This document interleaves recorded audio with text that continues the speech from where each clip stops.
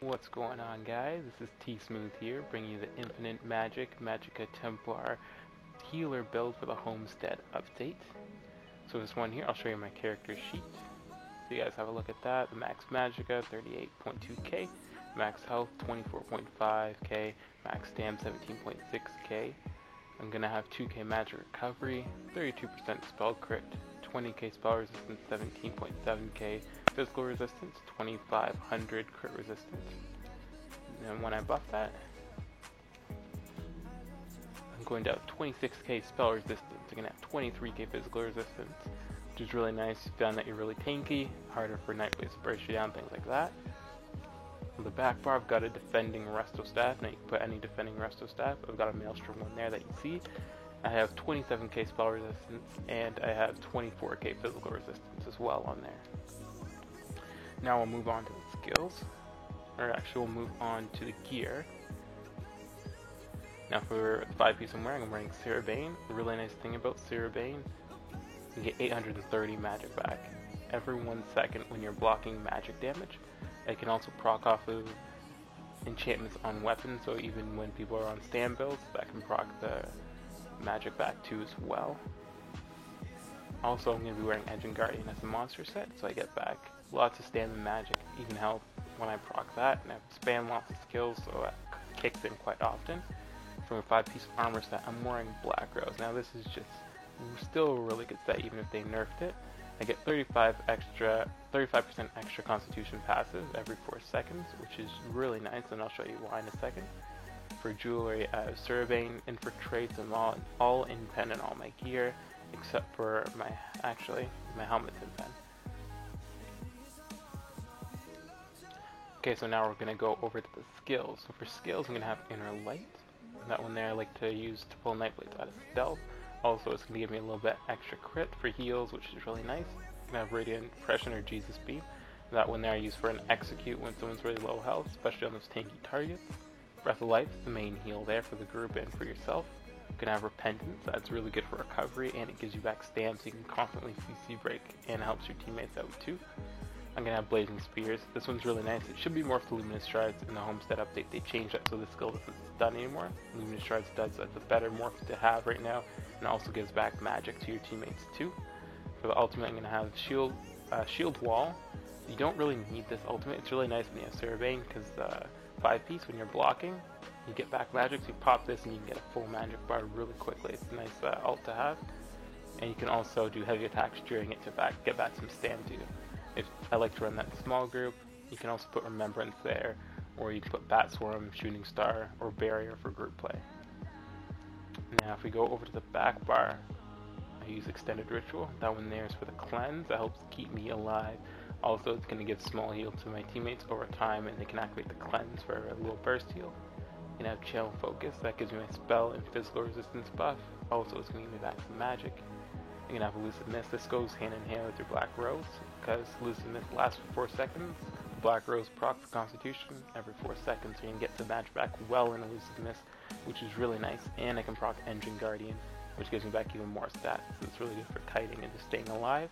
I got Healing Spring. It's going to give me back a little bit of Magicka, and also it's going to give a little bit of a heal over time, especially if I get CC. There's still some heals going out. You can have Purge. It's bread and butter. You gotta have Purge to keep the dots off your teammates. Because nowadays everyone's firing Siege even in open field. And for the ultimate, I have Remembrance. I use this one because it's an OP heal. I like to run out in front of the group before we go for a Zerg Bomb. Pop this. It'll reduce the damage taken and heal me as well. One thing I'll also show you guys is my champion point distribution.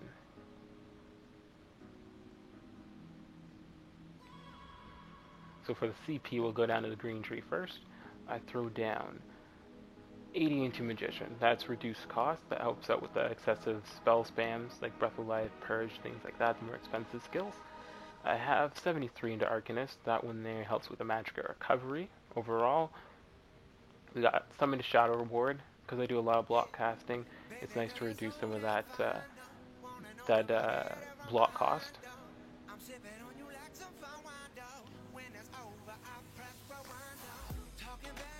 In the blue tree here, I'm gonna have 100 into Bless for really nice heals. I think the hardest heal I've hit 28k Breath of Life in Cyrodiil.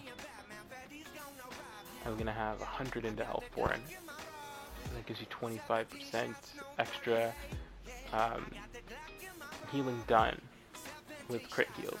32% crit. You'd actually be surprised to crit heal quite often with that. Then over to the Warrior.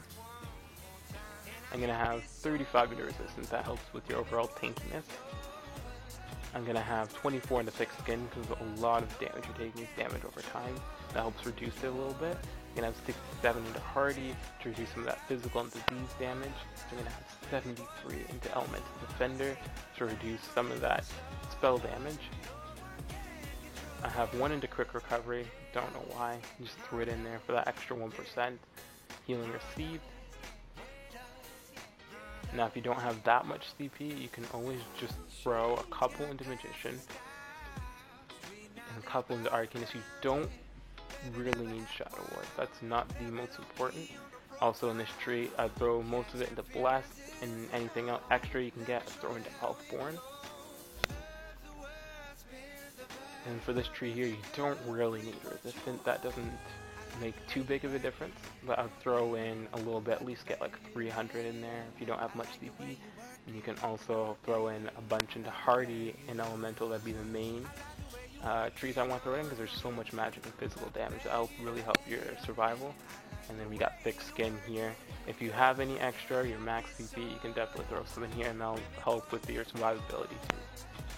And that's pretty much it for the champion tree there. Alright, we've gone over the build enough. I'm going to show you guys some gameplay and how I go through the rotations and keep myself alive.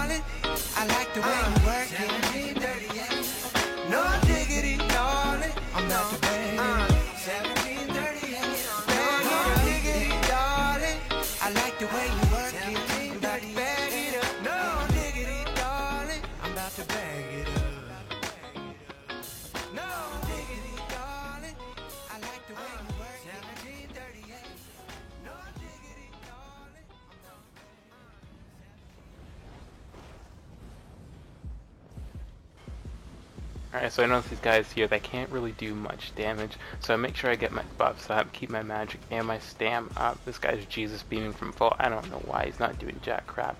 One thing I shouldn't have done, I shouldn't have stayed in that negate. I should have got out of there, because it could have actually killed me. If he got a frag on me, I probably would have died. I see a third guy coming in here in the distance, so I dodge roll out of here.